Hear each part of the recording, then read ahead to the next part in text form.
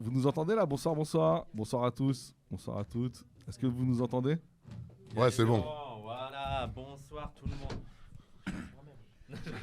Bonsoir tout le monde, bienvenue. Alors, on est très en retard parce qu'on a fait un format pro, on a changé un petit peu le décor et tout. On s'excuse pour le retard, on va faire comme la semaine dernière, on va enchaîner. On va tout faire d'un coup, sans coupure et tout.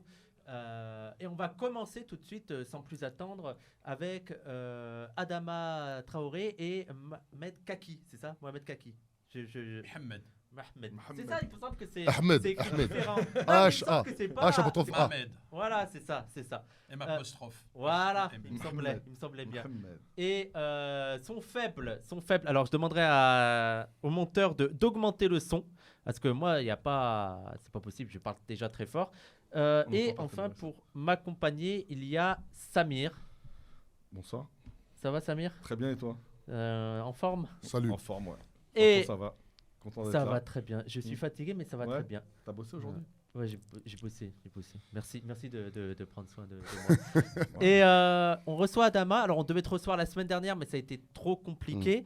Parce que, en fait, la semaine dernière, tu étais au tribunal, c'est ça? Oui, ben, c'est bien ça. Ben, la semaine dernière, malheureusement, pour notre état de droit, j'ai été assigné au tribunal judiciaire de Bobigny, où je comparaissais devant la juge pour des faits de violence policière et rébellion avec violence, où j'encours 5 ans de prison ferme. D'accord. Et Ah ouais. voilà, c'est ça. Et vu que, voilà, en termes de pression et le jugement, quand même, c'était assez pesant. Ouais. Et à savoir, quand même, on a eu des personnes qui sont venues des 4 coins de l'Île-de-France et aussi les personnes de parole d'honneur étaient présentes. Et je tiens vraiment à te remercier, Wissam. Ouais, il y avait Nordine et Baf. Ouais, voilà. Il y a Nordine et Franchement, Baf ils sont qui ont fait le venus, ils sont déplacement. restés jusqu'à la fin, ils ont parlé avec tout le monde et aujourd'hui, on est là. Donc, Ouais. Est-ce que tu peux expliquer pourquoi j'ai l'impression que tu es toujours. Non, mais ça me fait- Ouais, c'est vrai, toujours. Je veux dire, votre, Toujours des C'est le jugements. maître saucier. Ouais. En fait, c'est le maître saucier, Adama. Non, mais, À chaque fois, il a une sauce. Non, mais ils doivent te connaître là-bas au tribunal. Ils doivent faire. Ah ouais, ça, Attends. moi, je suis connu là-bas. Et ben, pour preuve, on est tellement identifiés, mais dans le bon sens du terme, que la juge, c'était une juge unique. Et au vu de l'affaire hautement politique et vu qu'elle-même sentait qu'il y avait une instrumentalisation du procureur de la République, elle a préféré reporter l'audience, ce qui est rare, car toutes les parties, que ce soit les prévenus ou la partie civile, tout le monde était présent. Et elle a renvoyé ça on appelle ça une formation collégiale, c'est-à-dire avec plusieurs avocats, afin qu'on puisse avoir le meilleur rendu possible en Avec termes plusieurs juges, non? Ouais, 3 juges, Ouais. exactement. Ah ouais. Ouais. D'accord. Ouais. Et est-ce que tu peux raconter l'affaire? Qu'est-ce qui s'est passé? Tu avais diffusé une vidéo. Pourquoi ils t'ont arrêté et pourquoi tu as été. Eh Madame ben, Avocat, quels sont les faits qui vous sont reprochés, monsieur Non, Traoré? mais il faut juger si on te soutient ou Eh ben, pas. Quels c'est sont les important. faits? eh ben, pour ceux qui me connaissent, je m'appelle Adama Traoré. Ceux qui ne me connaissent pas, du moins, je m'appelle Adama Traoré. Je suis originaire de la ville d'Aulnay-sous-Bois. Depuis 2017, on a créé un mouvement qui se nomme La Révolution est en marche, qui a pour but de gommer les inégalités sociales, de prôner le savoir vivre ensemble et le faire ensemble, mais surtout permettre à tout à chacun de comprendre intellectuellement qu'il a la force en lui, de pouvoir agir dans son environnement. À partir de ce postulat, on a créé un mouvement, et ce mouvement, aujourd'hui, il est implanté dans tous les quartiers nord de la ville d'Aulnay-sous-Bois. On remonte nombre de problématiques. Et par rapport à la lutte intellectuelle que nous menons d'arrache-pied, le maire de la ville d'Aulnay-sous-Bois, à plusieurs reprises, lors des conseils municipaux, il s'est permis de me diffamer. Et donc le maire de, on peut dire son... Ah, Bruno Béchiza. Bruno Ah oui, Bruno Béchiza. On peut Maire dire ça. LR, maire Républicain, je crois. identitaire. Non, D'accord. LR, aujourd'hui, pour moi, c'est un groupe identitaire. À un moment donné, Mais il faut en tout nommer cas, les choses comme son ils sont. étiquette, c'est LR. Voilà, c'est LR. Voilà, pour être clair. Voilà, pour être clair. Les Eh ben, faits, monsieur Officiellement. Traoré. Officiellement. Voilà, et bien parti de là. Ancien syndicaliste de police. Ancien secrétaire général du syndicat Synergie. Voilà. Voilà, c'est encore plus profond car il s'est servi de son mandat de syndicat. Mais c'est important aussi de voir aussi l'instrumentalisation des syndicats et des fins politiques. Car il a été policier pendant 3 ans. De là, il a été syndicaliste. Syndicaliste, il a réussi à monter tous les échelons. Et au final, il a vécu de son statut de syndicaliste pour être nommé préfet Orcade, être l'homme policier de l'UMP. Et au final, il est le maire d'une ville dans 93. C'est très grave. C'est très grave. Qu'aujourd'hui, comment c'est rendu possible? Car, comme j'ai pu l'expliquer, on mène une lutte d'arrache-pied sur plusieurs problématiques que nous subissons. Les logements sociaux, l'impunité policière, les copropriétés mal gérées par des administrateurs judiciaires qui ne sont pas suivis comme il se doit par le service habitat de la ville d'Aulnay-sous-Bois. En gros, des problèmes concrets que je pense que Wissam au quotidien il traite ici et tout, etc. Parti de cet état de fait, ben, le maire de la ville d'Aulnay-sous-Bois, à plusieurs reprises, il m'a diffamé lors des conseils municipaux. On a fait les procédures judiciaires, on a réussi à la signer. Le 14 décembre 2022, il y avait la votation de la délibération par rapport au fait qu'ils veulent avoir la protection fonctionnelle. Et Alors, pardon, c'est quoi ça, la protection fonctionnelle? Aujourd'hui, la chance qu'ils ont, nos maires, ils peuvent faire n'importe quoi. Lorsqu'ils sont dans leur fonction, ils peuvent demander l'argent du peuple pour pouvoir assurer leur défense. Alors que nous, pour pouvoir se défendre, on prend nos propres deniers et on charbonne. Donc voilà. Et vu que c'était une victoire pour nous, pas pour moi, pour nous, car moi, toutes les actions que je mène, c'est à la demande de la majorité silencieuse. Donc le 14 décembre, pour amener aucune animosité, j'y vais seul, drapeau bleu, blanc, rouge autour du cou. Pour vraiment faire montrer l'aspect, je respecte la pyramide des normes. Et lorsque j'arrive, je vois une milice de plus de 10 policiers qui m'interdisent d'accéder à un conseil municipal qui est garanti par l'article L2121.18 exactement du Code général des collectivités territoriales. C'est important à un moment donné. Pourquoi? Non, mais attends, tout le monde a le droit d'aller dans... Moi, je sais pas. On a le droit d'assister à un conseil municipal. Heureusement, c'est le poumon de la démocratie. Oui. Mais... c'est public. Voilà, un conseil municipal, c'est en fait c'est un événement public. Tout le monde peut entrer. On peut y aller, mais on n'a pas le droit de parler. Voilà. D'accord, mais on peut y aller, on peut assister. Et de là, j'ai eu 10 policiers en face de moi. Ils m'ont interdit l'accès à un conseil municipal. Ils m'ont repoussé avec violence. De là, moi, je ne comprenais pas ce qui se passait, car ça allait très vite. D'un coup, j'entends code 803. Des policiers sortent de l'enceinte de la municipalité afin de m'interpeller sur la voie publique. Je résiste, car l'article 2 exactement de la Déclaration de l'homme et du citoyen permet à tout à chacun de pouvoir résister face à l'oppression. Et l'oppression, c'est lorsqu'on n'a plus d'espoir. Et moi, j'avais plus d'espoir de rentrer dans un simple conseil municipal. Incroyable, en France. Et de là, d'un coup d'un seul, je vois d'un policier me dit mets-toi au sol. J'ai commencé à me mettre au sol. Ouais. Et au final, c'est passé. Excuse-moi, c'est un détail, mais il t'a vraiment tutoyé? Bien sûr. Mais en plus, il me dit mets-toi au sol. Mais pourquoi je vais mettre au sol? Je vais à un conseil municipal. Mets-toi au sol. Et la vidéo, elle dure plus de 7 minutes. On voit à un moment donné, il me met au sol, il m'étouffe. Genre, j'arrive plus à respirer. À un moment donné, le policier voit vraiment, j'arrive pas à respirer. Donc, ils mettent comme en PLS. Et voilà, là, j'arrive à respirer. Et eux-mêmes, après, ils toussent. Pourquoi? Car la gazeuse, elle avait pété. Donc, tout le monde était en train de tousser, sauf moi, j'ai pas le droit de tousser, je dois bien respirer. Ouais. Je suis un poisson dans une bombe, dans un nuage de bombes lacrymogènes. Non, mais, et d'ailleurs, le truc de mets-toi au sol, et c'est là, c'était le discours qu'avait Norman Ajari sur les fachos, c'est genre, qu'est-ce qu'ils attendent de nous face à la police? Et genre, parce qu'il y a déjà, il dit, ouais, mais il avait qu'à coopérer. Donc en fait, pour les fachos, si les flics nous disent mets-toi au sol, faut qu'on se mette au sol. Tu vois, genre, on est des merdes comme ça, voilà. Genre, ouais, d'accord, je me mets au sol, je le lèche si vous voulez. Il y a des crimes policiers, ils arrivent toujours à dire, non, mais s'il avait obtempéré comme il fallait, s'il avait dit les choses, s'il avait mis ses mains que.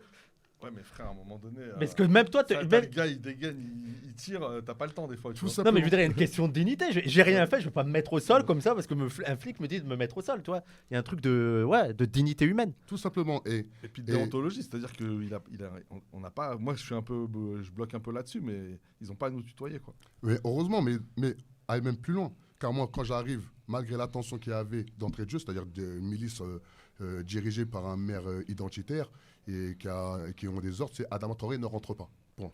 Bah, il te connaissait, c'est ça? Ah oui. Donc là, je traduis, c'était des policiers. Hein. Oui, qui avaient ordre de juste pour que tout le monde... parce que des fois, il y a des gens, ils arrivent en cours de... Ok, des policiers, voilà. Qui pensent pas qu'il a réellement une milice. C'est une milice. Non, c'est réellement une milice. Mais en tout cas, ce sont des policiers. Oui, mais à partir du moment... Moi, je suis très factuel.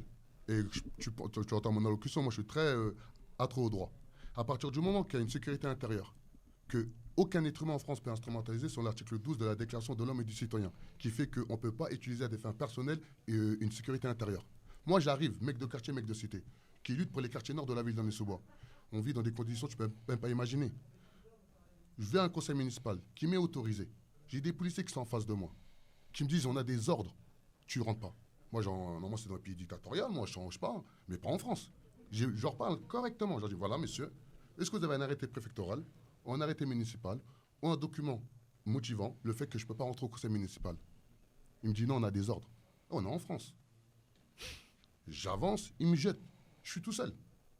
J'en fais comprendre que par ma détermination, mais jamais de la vie, ça c'est possible. J'ai fait des demandes d'actes au procureur de la République. Je lui ai dit, moi je veux qu'il y ait une information judiciaire, c'est-à-dire une enquête qui est diligentée par lui s'auto-saisir le procureur afin de comprendre comment se fait-il que moi je suis discriminé par rapport à ce que je suis, un opposant politique. Mais là j'ai l'impression de parler, on aurait dit on est dans une cave, dans un pays dictatorial, on ne peut pas discuter. Mais on est en France, en 2023. La guerre qu'on va leur faire, ils ne sont même pas prêts. Ils ne sont même pas prêts. Car aujourd'hui, je suis à parole d'honneur. J'espère que toutes les personnes qui vous écoutent, même vous-même, vous direz, ah ouais, ok, là, il y a une vraie lutte à mener. Car il fut un temps, nos anciens, exactement en 1789, ils ont tout fait pour entrer à la Bastille. Eh bien, nous, on va faire autrement avec l'amour et la paix et la dignité pour pouvoir rentrer à un simple conseil municipal. Ouais, c'est simple. Car le prochain conseil municipal, je vais y aller. Je vais faire un appel comme quoi je vais y aller. Que les gens viennent constater qu'ils veulent m'interroger le conseil municipal. Mais sur quel motif? Car je suis un opposant politique. Car je lance la politique identitaire de M. Bruno Béchiza. Il a osé faire un parc dans notre propre ville, Aulnay-sous-Bois. Il a nommé Napoléon. Il a vraiment voulu faire un festival de Napoléon où la gauche républicaine se réveille. Il a dit, bon là, je vais trop loin. Et moi, aujourd'hui, dans ma propre ville... Il n'a pas exigé que tous les Aulnaysiens se baladent comme ça? Presque. Voilà. Et moi, mon rêve, c'est qu'il y a vraiment une révolte démocratique. Que les mecs de Tchékar, les mecs qui ont grandi comme moi, dans la rue, dans la street, qui ont été des capitalistes du ghetto, à un moment donné, certes, on a fait ce qu'on avait à faire. Mais on n'est que victimes du système. Mais à un moment donné, aujourd'hui, on a le devoir de s'organiser, d'investir des endroits qui nous ont été interdits pendant de nombreuses années.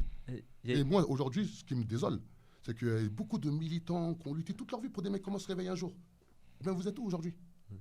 Vous êtes où? Il y a une question, c'est quand le prochain conseil municipal? Tu vas y aller? Bien sûr, je vais y aller. C'est quand? Eh ben, là, ils mettent pas la date. Ça fait 2 mois, j'attends. Tous les jours, je vais sur le site internet, dans les sous-bois. Ah non, c'est une blind date, quoi. Ouais. C'est une blind date. Mais aujourd'hui, on mène une lutte. C'est ce soir, ils ont dit, il est là. On fait ce soir avec Pépite. Code 803, code 803.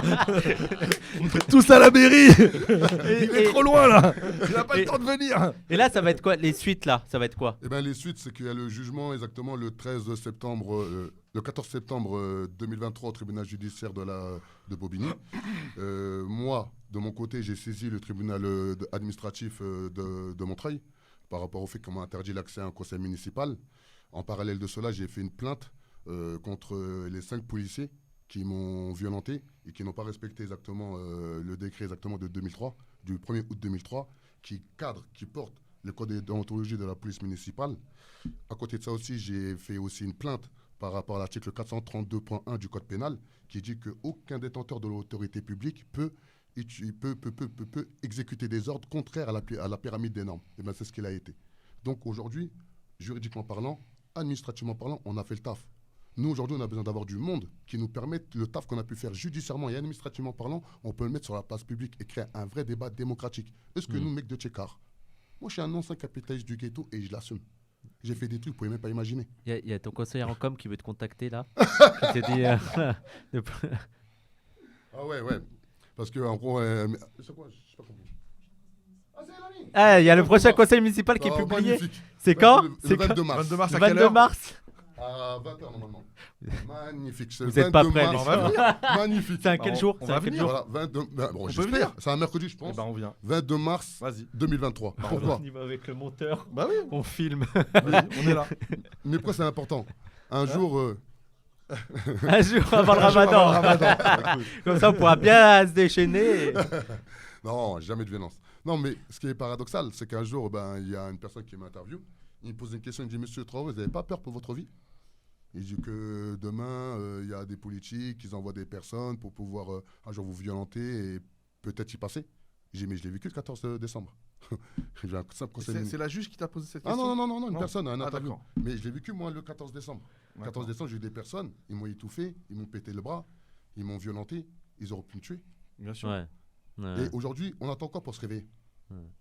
On attend quoi pour s'organiser? Et ben justement, en parlant d'organisation, vous vouliez aussi parler d'un événement qui arrive, c'est ça? Voilà, je vais laisser Ahmed introduire. Bonsoir. Bonsoir. Merci pour votre accueil.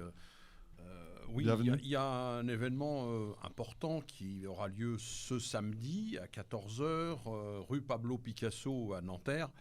Donc c'est un rassemblement en solidarité à Mousbé, qui est un jeune en fait. Donc c'est organisé par un collectif de citoyens, d'associations, etc. Qui s'est organisé il n'y a pas très longtemps. Donc moi, on m'a demandé un coup de main, donc je suis allé et j'ai trouvé que cette cause est juste. Pourquoi? Pour une simple raison, c'est que les expulsions, c'est vraiment scandaleux.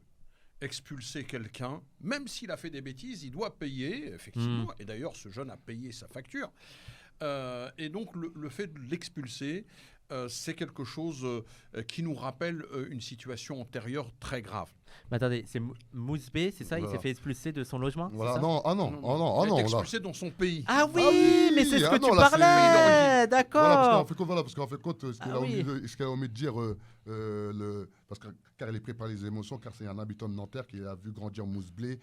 Mouzblé, bah oui, voilà. d'accord. En fait, compte, c'est un Français de fait qui est arrivé en France à 3 ans, qui a fait toute sa scolarité, toute sa vie, toutes ses galères, tous ces moments de bonheur dans le quartier de Pablo Picasso, dans la ville de Nanterre. Il a fait une peine de prison récemment qui était de 8 ans avec des peines cumulées. Il est sorti de prison exactement en fin novembre 2020. Et une semaine plus tard, des policiers arrivent chez lui, lui donnent une MICAS, une mesure individuelle de contrôle administratif et sécuritaire, lui disant comme quoi c'est un potentiel terroriste, il est fiché S. Ah ouais. Et voilà, il n'a plus le droit de sortir de Nanterre. D'accord. Et depuis ce jour-là, sa vie, c'est un enfer.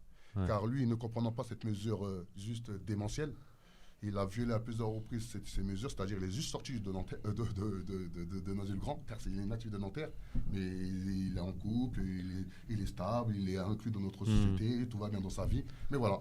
Et le fait qu'il est sorti à plusieurs reprises, il a pris 18 mois de prison par rapport au non-respect des MICAS. Donc, à partir de ce postulat, le ministre de l'Intérieur... Alors, on vous dira de bien parler devant le micro. Ouais, voilà. Le ministre de l'Intérieur, M. Gérald Darmanin, dites-moi si vous m'entendez bien. Là, je pense qu'on t'entend bien, là. Merci pour les abonnements, les gens. Merci. Ah là, j'étais trop à l'aise, là. Ah, ouais. Voilà, le ministre de l'Intérieur, M. Gérald Darmanin, a déjugé les différents avis des différents services du ministère de la Justice. Et au final, ils ont expulsé Mouzblé le 15 novembre 2022 dans des conditions juste abominables. C'est-à-dire, plus de 20 policiers sont arrivés au centre de rétention administratif de Plaisir. Ils lui ont attaché les pieds et les mains.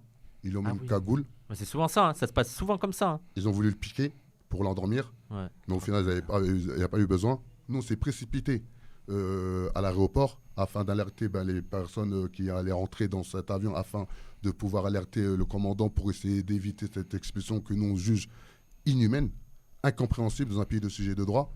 Et à ce jour, on a créé un collectif, Comité pour Mouzblé, pour essayer de lutter pour son rapatriement. Administrativement parlant et juridiquement parlant, on a fait le nécessaire. On a saisi la Cour de justice de la République, on a déposé plainte contre M. Gérald Darmanin.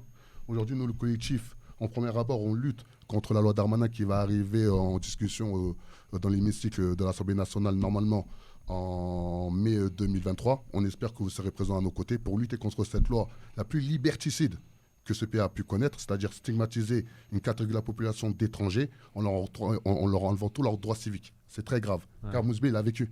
Il a été expulsé pour cela. Et au final aussi, lutter contre la double peine.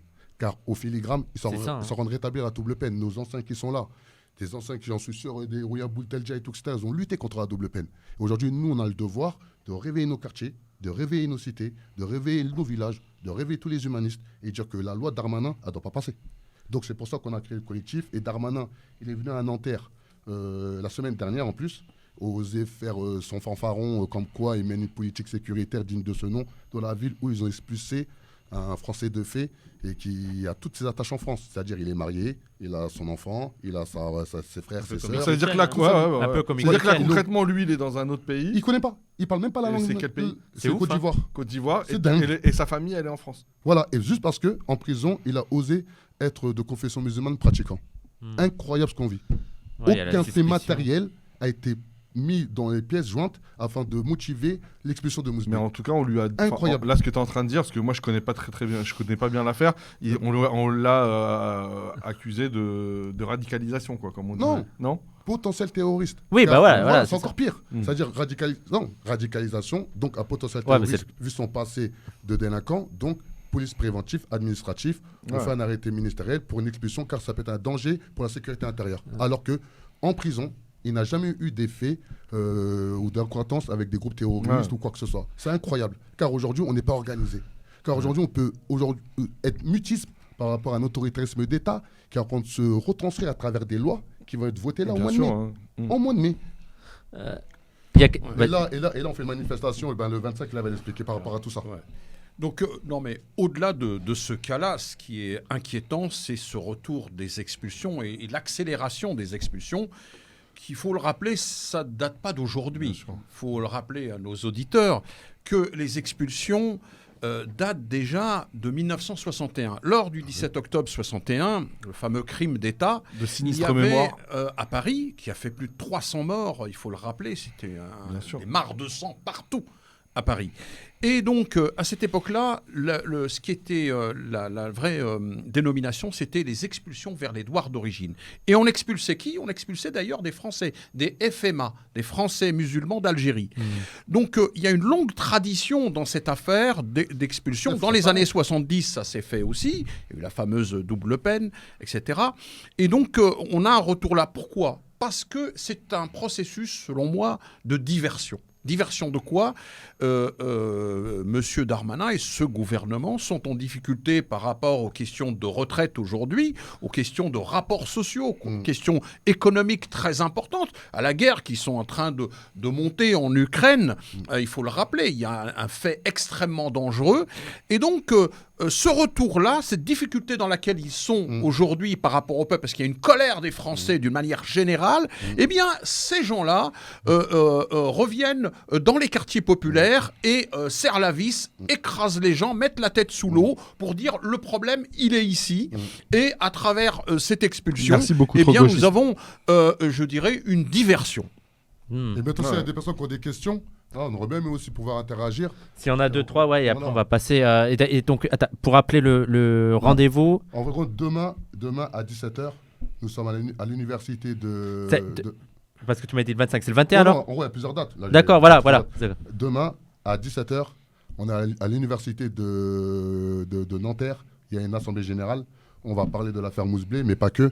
Car récemment, à l'université de Nanterre, ils ont eu des groupes droite identitaires qui ont donné des tracts, qui ont insulté des personnes par leur obédience religieuse. C'est très grave ce qui se passe à l'université de Nanterre.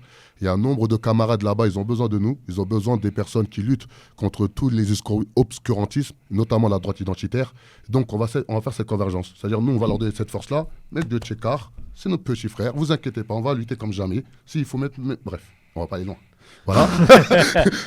On va aller loin.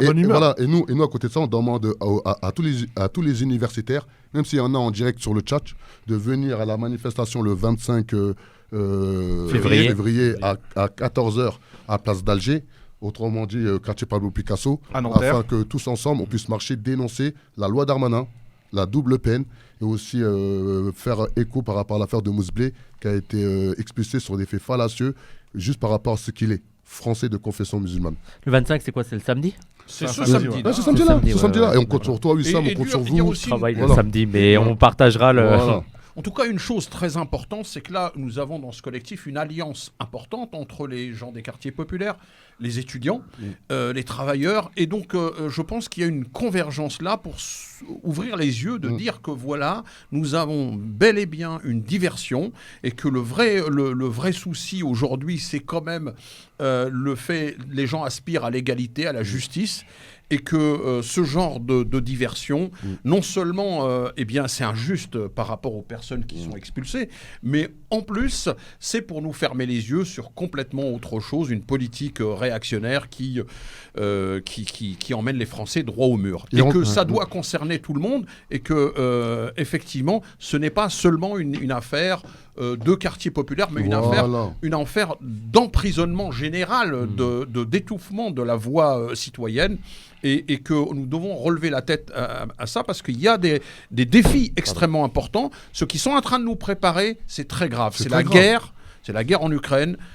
Tous les jours, ils travaillent les cerveaux pour qu'on adhère à ce discours guerrier, à ce discours sauvage. Voilà. Parce que, et ça, ce n'est pas acceptable. Et c'est pour ça que nous allons créer les conditions de la réussite pour qu'il y ait cette alliance-là entre les jeunes. Et moi, je suis très heureux, si je peux donner de mon expérience à cette jeunesse, un peu cette alliance pour pouvoir sortir la tête de l'eau. Et comme dirait Abdelmalek Sayad, le grand sociologue algérien, c'est exister politiquement.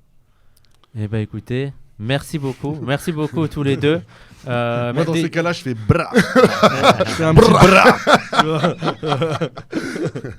Et ben écoutez, on va s'arrêter là. Donc on rappelle, demain il y a Nanterre à 17h. Samedi, place de l'Algérie. C'est ça le plus important, vraiment, place de l'Algérie. Place de l'Algérie. Voilà, place d'Alger. Soyons nombreux, c'est important. C'est Nanterre. Nanterre aussi. Rue À Pablo 14h. Picasso. Pablo Picasso. Et demain, c'est à l'université de Nanterre à 17h. D'accord. Et ben merci à vous deux. Désolé de vous avoir fait patienter un peu longtemps. Et de toute façon, on reste en contact. Comme jamais. Et merci beaucoup pour l'invitation. Merci à vous. Merci. On va. Il faut revenir. Ah oui, mais de toute façon. C'est très bien. Bah oui, de toute façon. Et on va accueillir. Il y a. On enchaîne direct. Youssef. Ouais, on n'a pas le temps d'attendre. Là, ça va être enchaînement. Youssef et Yazid, on va parler très vite pendant 3 quarts d'heure de l'actualité. Merci. Avec Youssef et Yazid. Au revoir. Merci. Au revoir. Avec Youssef et Yazid. Et vous avez vu le plateau? Est-ce qu'on peut voir l'écran large, s'il te plaît, le monteur? L'écran large. Mets le plan large où on voit tout le monde. Voilà. Vous trouvez pas, ça fait un peu ambiance Mediapart ou arrêt sur image. Ça fait vrai. On dirait. Alors je sais pas ce que c'est cette boule là qu'ils ont mis là, mais il y a une boule, une belle petite boule. C'est pour Culture d'écolo. Voilà. Bienvenue sur Culture d'écolo. C'est l'œil de Saruman, il a dit Omar. Faut juste laver le sol. Effectivement, c'est du scotch. C'est du scotch, les gens. Ouais, mettez-vous en face les. Il faut un buzzer. D'ailleurs, j'ai un petit projet d'émission en tête dans lequel il y aura des buzzers. J'espère que je pourrai faire ça bientôt. Mais Vous êtes au complet? on dirait vraiment qu'on a des tableaux un peu. Bon, on est rejoint tout de suite, immédiatement. Il y en aura 3 fournées en plus. Il y a 3 fournées. Il y a l'autre émission. On va enchaîner. Pourquoi? Non, mais ça peut être mal. Ah putain, non mais oh là là. Non mais oh putain. Ah ouais, Wissam, là. Ah non mais alors c'est le preuve de mon innocence, j'ai pas du tout pensé à ça. Monsieur Youssef. C'est l'inconscient qui a parlé. Ah oui bah oui, c'est mon inconscient. Monsieur Youssef Boussouma, comment ça va Youssef? Très bien, et toi Wissam? Merci et Banana pour les abonnements. Merci et Banana. Et je suis désolé, ça fait 3 émissions que je peux pas dire merci pour les dons, mais merci beaucoup. Surtout jeudi on a presque eu 1005 en une soirée, c'est énorme. Ah, c'était pas merci. 2000, je rigole. Non, merci beaucoup, merci. Surtout qu'on a eu pas mal, on a eu pas mal de frais. D'ailleurs, j'ai les trucs dans mon sac, faut que j'y pense. On a eu pas mal de frais ces derniers temps, donc merci à tous et c'est grâce à vous. On voit pas Youssef. Ça. Mais si on voit Youssef. Ah, c'est peut-être avec la obscur. lumière, il est un peu sombre, mais c'est pas très grave. Et je voudrais dire aussi, vous voyez l'évolution du studio, que ce soit les qualités en termes d'image, en termes de son, en termes de réalisation, en termes de décor. Le PC qu'on a acheté qui va permettre, maintenant on a réglé le problème avec Discord, donc on va pouvoir faire des vrais reacts. Et bah c'est grâce à votre argent, vous voyez, qui va pas n'importe où. ta science. Merci à tout le monde. Youssef est l'ami en fait, bravo.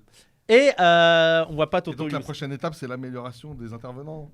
Ouais, on va prendre des intervenants qui me coupent pas quand je dis merci aux gens.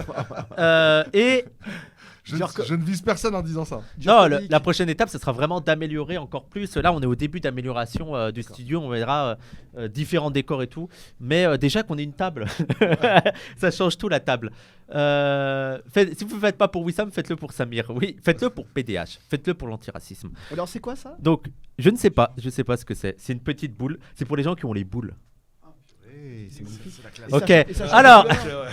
ça change de couleur, c'est la technologie. Wow. Tu vois dans ta boule de Est-ce que cristal. Youssef va participer à l'émission de Ah non, tu vas pas participer à l'émission de Anis Rally.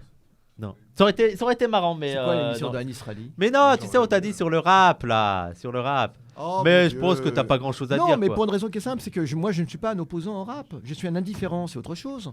Non, mais c'est vrai. Bah, bien sûr, mais. Ça n'a rien à voir. Ah ouais, non, mais. Pour ma part, en fait, je pensais que c'était pertinent, mais pas en tant que genre, tu vois, en tant que. J'ai rien contre, j'ai rien pour. C'est pas pour faire le clown, hein. C'était pour, Non, mais en plus, ça aurait été intéressant une discussion on a avec eu, Anis nous, on a eu Rally. cette discussion. J'ai entre nous, rien sur contre, le j'ai rien plateau. pour, bien au contraire. On a eu un débat entre nous sur le rap, j'ai pas eu l'impression que, tu vois, on a caricaturé ou quoi, Non, quoi que ce soit. Non, mais en plus, avait on des connaît avis Anis différents. Rally, il est très en mode. Il est très bienveillant, Anis. Il est vraiment bienveillant. Mais peut-être qu'on le réinvitera, Anis, pour discuter en mode tranquille et tout, de tout ça. Et monsieur Yazid Arifi, comment ça va? Ça va et toi? Ça va tranquillement. On va discuter. Alors, on a 40 minutes pour discuter de l'actualité. On va commencer très vite avec. Alors, j'ai pas compris. C'est toi qui en as parlé. J'ai pas du tout suivi. J'ai vu vite fait la dissolution du CFCM, le Conseil français Oh là du là culte là. musulman, et d'un autre truc. Mais j'ai pas compris parce qu'il y a là, hier ils ont parlé le CFCM d'une refonte Donc qu'est-ce que c'est en gros? Le Forum de l'Islam de France. Mais tout auparavant, chers amis, j'aimerais quand même dire un mot. Très mauvaise nouvelle. Ça va? C'est le nouveau séisme qui vient de frapper la Turquie. Ah ouais, il y a eu un nouveau De séisme 6 là? puissance 4 il y a 1 heure. Ah ouais. De 6 région puissance d'Hatay, 4. La région d'Adana, etc. C'est vers où ça? C'est le centre de C'est la... pas loin de l'épicentre de. Ouais, du c'est pas séisme. loin. D'accord, c'est la même C'est à région peu près quoi. la même région, se déplaçant légèrement vers l'ouest et le sud. Ouais. Donc encore plus proche de la Syrie. D'accord. Et sachant qu'actuellement, les secours pour la Syrie sont très difficiles. Vous savez, il n'y a aucune équipe de secouristes. Hein. Personne en Syrie, ouais. Il y a personne en Syrie. Il y a eu comme des avions qui sont arrivés, mais c'est uniquement de l'aide comme cela. Il n'y a aucune aide onusienne pour la Syrie. Soi-disant qu'il ne faut pas envoyer d'aide parce que ce serait détourné par Bachar el-Assad. Damas, quoi. Ah ouais, voilà, mais c'est absolument hallucinant d'entendre cela, d'accord. Et voilà, donc nouveau séisme, et donc nous compatissons, enfin c'est facile pour nous de dire que nous compatissons, parce que ce qui s'est passé, c'est que beaucoup de réfugiés qui étaient sous des tentes, les tentes étaient installées sous des immeubles qui étaient branlants. Donc les immeubles se sont effondrés sur les tentes des réfugiés. Ah ouais. C'est toujours facile de le dire. Tu veux dire des réfugiés du premier séisme? Ouais, c'est facile de le dire, mais il lui fallu écarter les tentes Amin. d'immeubles. Voilà. Alors bon, c'est toujours pareil dans la précipitation, mais voilà le problème. Et donc il risque d'avoir encore beaucoup de victimes. Bah, Donc franchement, compassion et que Avec Allah ça les aide. s'acharne, hein, Que bien Allah sûr. les aide. Hein, Qu'Allah les Allah protège, Yastal. Amin, amin. Voilà. Ouais, parce Surtout, qu'en il y a fait, rien ils sont d'autre à pris. dire. Pour le coup, les Syriens ils sont pris dans un tir croisé entre le séisme. Il y a eu Israël aussi qui a fait des bombardements. séisme. Alors Israël a profité Israël qui lâchement bombarde. du séisme pour bombarder Damas. C'est un L'autre truc de jour, ouf, hein. 15 morts, Ah, un mais immeuble ils sont civil sans- Ils sont entier. sans foi ni loi. Et les sanctions. Ils sont encore sous le coup des sanctions, les Bah, des Syriens. sanctions. Depuis, Hallucinantes les sanctions. Et comme on le répète, les principales victimes, ce sont les populations. Mais bien syriennes. évidemment, et d'ailleurs des sanctions qui sont illégales, parce que bon, on le disait l'autre jour, c'est la loi César, c'est une loi qui a été votée par les États-Unis, comme en bipartisane, c'est-à-dire que les deux partis aux États-Unis ont voté pour cette loi, et c'est la loi César qui s'impose au monde entier. Depuis quand voit-on que les lois votées aux États-Unis s'imposent au monde entier maintenant? La France respecte la loi César des États-Unis. Ah oui. Tout pays qui aujourd'hui envoie de l'aide à la Syrie, sans l'accord des États-Unis, subit des mesures de rétorsion par le département du Trésor des États-Unis, qui va faire agir des sanctions contre des banques, contre n'importe qui envoie de l'aide. Alors là, pour 3 mois, les États-Unis ont suspendu plus ou moins les transferts de fonds, mais rien de plus. Rien de plus. Et donc actuellement, eh bien, il n'y a aucune aide, si ce n'est des pays qui envoient des avions comme ça vers la Syrie. Ouais, de manière sporadique. Voilà, mais c'est pas suffisant. Il y a énorme, et là avec le nouveau séisme qui va également toucher la Syrie, voilà, c'est un vrai problème. On voit mieux Youssef. La politique de sanctions est une politique criminelle, Ah, c'est criminel. injuste, illégale, Continue. criminelle, injuste, illégale. Et on le voit bien avec tous les pays qui sont touchés par les sanctions, hein, Cuba, l'Iran, etc., l'Afghanistan. C'est les États-Unis qui décident aujourd'hui de tout. Et d'ailleurs, on va encore dire un mot parce qu'on va reparler de cette conférence de. Ouais, faudra Alors, dire on va dire un un mot. mot d'abord sur l'islam. Non, mais Vas-y. Comme tu avais commencé, parce que je me suis permis de. Vas-y. Alors, simplement pour Il dire est chaud, que- hein. Je te dis, là, il est chaud. hein. Toujours chaud. Bah, écoute, Mais c'est bien. le CFCM a été dissous. Alors, on peut Mais penser il va être dissous, c'est pas encore officiel. quasiment. Ouais. Ce que je veux dire, c'est que voilà, ce qui est aberrant dans l'affaire, alors on peut penser ce qu'on veut du CFCM, la question n'est pas là, mais c'est Macron qui décide de tout. C'est Macron le pape de l'islam maintenant. Hein, on va pas dire Le grand moufti, on va Le dire. le grand grand moufti. moufti, le grand moufti Macron. Faut l'appeler grand moufti Macron maintenant. Mais le CFCM avait été pensé pour ça. Mais C'est oui. une façon de caporaliser un peu l'islam de France sous la houlette de la figure présidentielle, qui décide de tout pour ça et pour d'autres choses. Hein. Ouais, qu'on ça veut dira dire de- ça, c'est le truc républicain C'est de ça, la 5ème c'est République française. hein. On C'est dira plus que de- le président, c'est le super président. Ouais. Et ce qui se passe, c'est que donc, le CFCM a été dissous sans que les gens soient prévenus. En vrai? Mais c'est en vrai, bien sûr. Macron leur a dit on dissout cela, et là ils sont en train de protester en disant mais enfin c'est quand même à nous de Mais j'ai envie de dire décider. presque bien fait. Hein. Et alors ils disent non mais Bien d'accord. fait. Non mais Cher. oui mais les amis. On n'a pas une. Hein? Oui ça, mais ça en dit long sur le respect, quoi. oui mais tout de même les amis, je suis d'accord avec vous. Mais quand même il y a un vrai problème au niveau du Bah oui, mépris. non, mais on est d'accord de ça, mais je vais pas les plaindre non plus. Quoi. Non, on va Mais pas ouais, les on est plaindre. d'accord. Mais alors du coup le CFCM se retrouve à dire mais non c'est à nous de décider, on va faire une réunion et on va décider. Ils peuvent pas exister si le président de la République est contre. Par contre Macron décide de convoquer. On dirait les trucs avec Noël Le Graët, là. La Fédération française, tu sais. Je connais pas, c'est quoi? Non, mais pareil. Ouais, c'est de histoires foot, comme la ça, de FFF. cuisine interne où les mecs, ouais. en fait, c'est des. Au final, tu te rends compte que les mecs, c'est des guignols, quoi. Bien sûr, des guignols.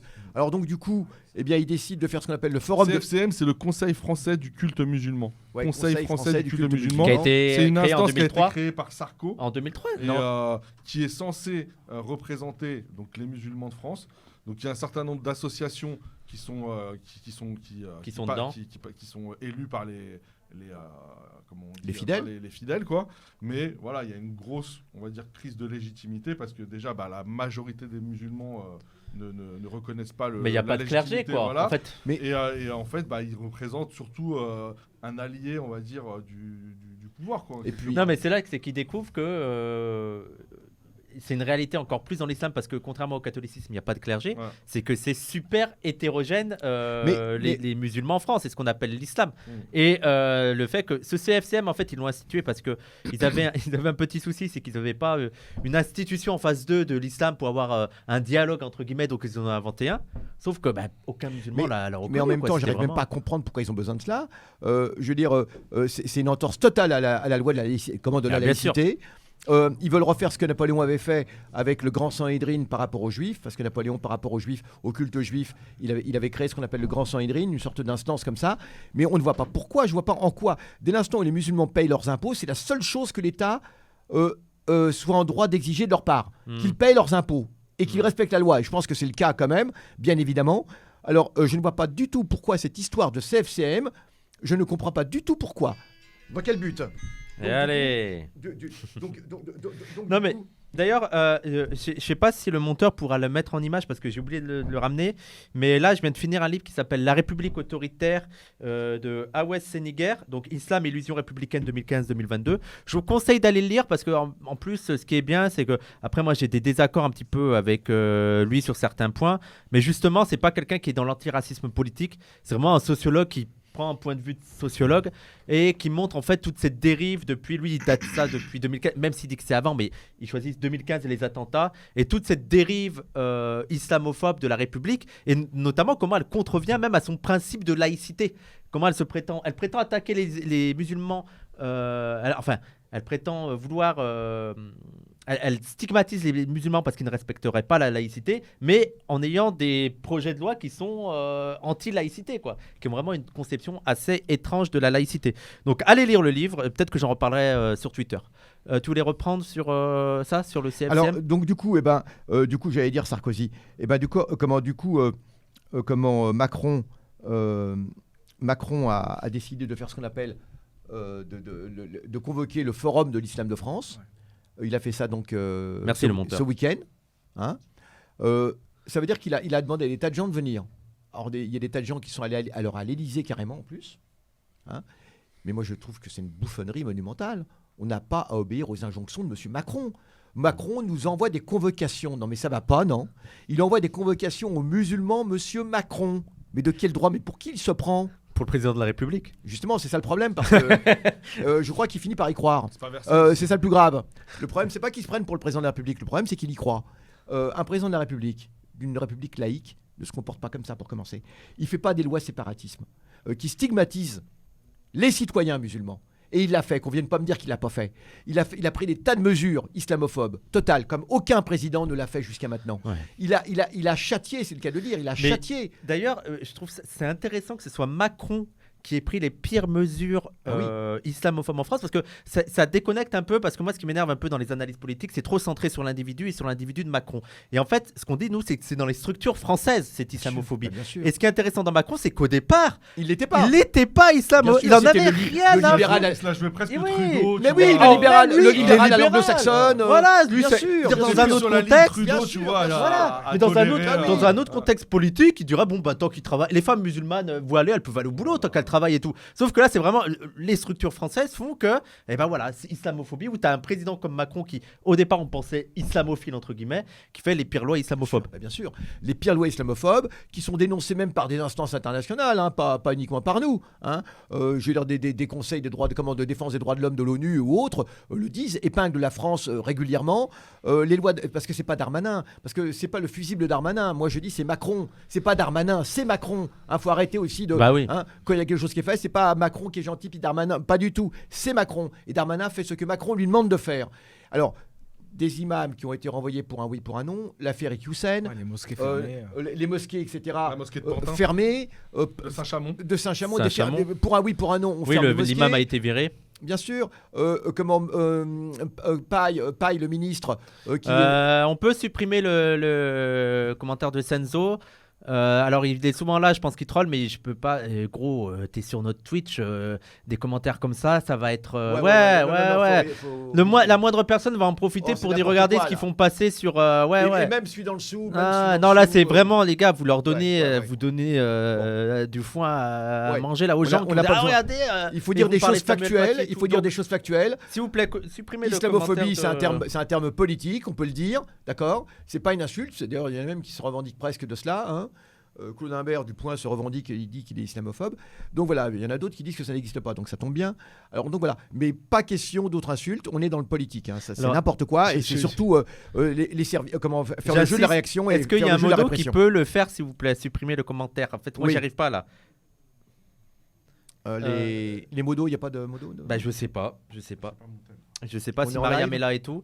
Mais vas-y, oui, parce que ça, ce genre de commentaires, je le vois. Samuel Paty, bien sûr, c'est n'importe quoi.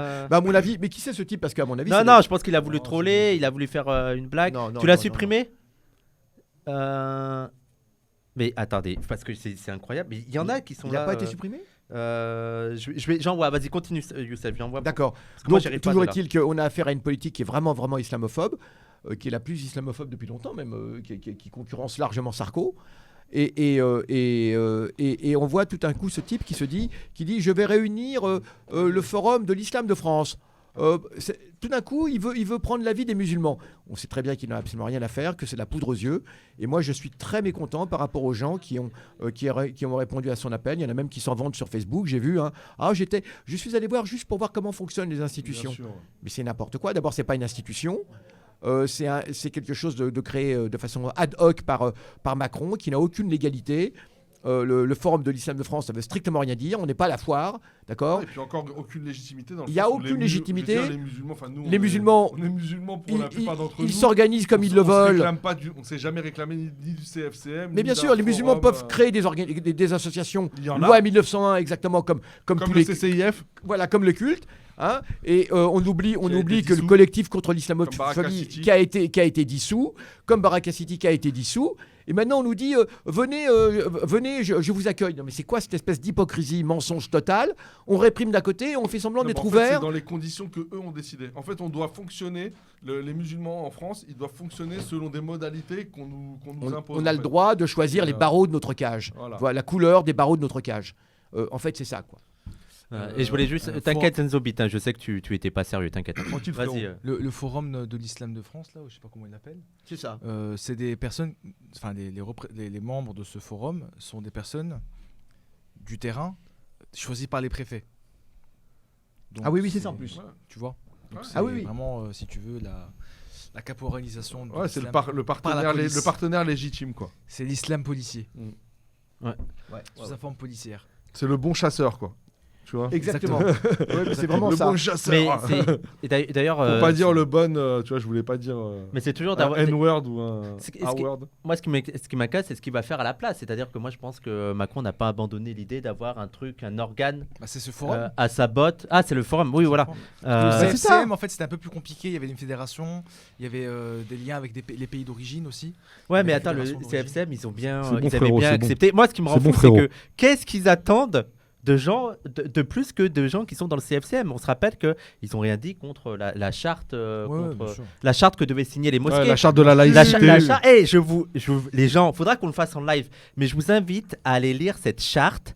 c'est une dinguerie. Ah ouais, non, Je veux dire, c'est incroyable. Déjà parce que ça fait peser. Déjà, il y a un principe qui est simple. Et là, je vous réinvite à lire le livre que je vous ai dit de lire.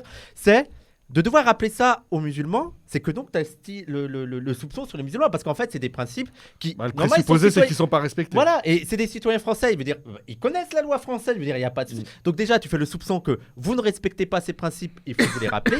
Et il y a des choses, c'est même plus rappeler des principes. C'est vous devez fermer votre gueule. Vous n'avez pas le droit de parler en tant que musulman. C'est vraiment des trucs de ouf. Et même, et c'est ça qui est le plus dingue et qui est le plus dangereux dans cette islamophobie, c'est que ça veut aller ça veut sonder l'âme des gens. C'est-à-dire que on s'en fout de ce que pensent les gens. On s'en fout de ce que font les gens. On va s'intéresser, on va dicter ce qu'ils doivent penser. Par exemple, prenons l'homosexualité. C'est le sujet un peu que tout le monde utilise. C'est-à-dire que les gens, dans la légalité, si quelqu'un pense que l'homosexualité, ce n'est pas autorisé dans la religion, il a le droit de le penser. Tant qu'il ne contrevient pas à la loi. Tant que, par exemple, il ne va pas à la mairie, il empêche un mariage homosexuel. Tant qu'il n'embête pas des homosexuels. Voilà, tant qu'il ne va pas agresser et tout. Il a le droit de le penser. Sauf que là, on est en mode, non, même ça, vous n'avez pas le droit de penser. La charte de la laïcité. Il faudrait faire ça avec tout le monde. Et c'est d'ailleurs nous pour ça qu'on est toujours en mode, on s'en fout que les gens pensent des choses racistes. Tant qu'ils n'agissent pas de manière raciste. Mais c'est exactement cela. Bien sûr. Exactement cela. Nous n'avons jamais eu la prétention de... D'abord, on sait très bien à quel point le racisme, très souvent, c'est aussi une histoire d'éducation. Hein, des gens... On peut c'est pas qu'éducation, c'est aussi une histoire d'intérêt, on est bien d'accord. Hein, mais on sait très bien que beaucoup de jeunes deviennent racistes simplement parce qu'ils ont grandi dans un milieu raciste ou gros beauf, etc. Beauf au sens négatif. Hein. Et on sait qu'il y a une éducation au racisme comme il y a une éducation à l'antiracisme aussi. On sait aussi que beaucoup de gamins, et moi je le sais bien, j'ai bien vu avec des enfants, il suffit de leur... et surtout les enfants sont pleins de bonne volonté spontanément, et spontanément sont antiracistes, c'est la vérité. Spontanément, les enfants, les jeunes, on le voit bien, ne voient aucun problème avec le fait d'être avec des musulmans, une jeune fille voilée, pas voilée, on le voit bien dans les rues, des jeunes filles voilées, pas voilées, blanches, pas blanches, sont toutes ensemble. Et qu'est-ce qui va faire la différence ? C'est l'éducation au racisme, parce qu'il y a une véritable éducation au racisme actuellement. C'est ça le drame. Quand nous étions jeunes, il y avait une éducation à l'antiracisme. Mais maintenant, il y a une éducation au racisme. En stigmatisant des populations, on les désigne à la vindicte, et on éduque des tas de gens en disant, voilà, c'est mal d'être noir, c'est mal d'être voilé. C'est quasiment cela, quoi. Donc c'est extrêmement grave, et tout ce qu'on demande aux gens, eh bien, c'est le respect. Mais l'État ne montre vraiment pas l'exemple du respect. L'État insulte, l'État piétine, l'État manque de respect total pour ces populations. Hein. Les maires demeurent de ramper quasiment. Hein. Et je crois que c'est extrêmement grave ce qui se passe. Mais on a toujours des... C'est pour ça aussi qu'on est un peu méfiant sur le problème concerné, parce qu'on a toujours des imams ou des musulmans qui viennent faire les cautions. On se rappelle de... Comment il s'appelle celui de Bordeaux ? Tarek Oubrou ? Qui parlait d'une c'était quoi ? D'une invisibilité visible, en gros. Oui, il faut vraiment... Comme l'animal. Il avait vraiment pris cette image de l'animal dans un milieu hostile. Il faut qu'on soit discret. Tu vois, on est là, mais on nous voit pas. Genre mais attends. En plus, il y a ce truc à dire, c'est que les gens, je suis désolé les fachos, mais il va falloir vous mettre dans la tête que l'islam, c'est aussi français maintenant. Je veux dire, l'islam est en France depuis des années et des années.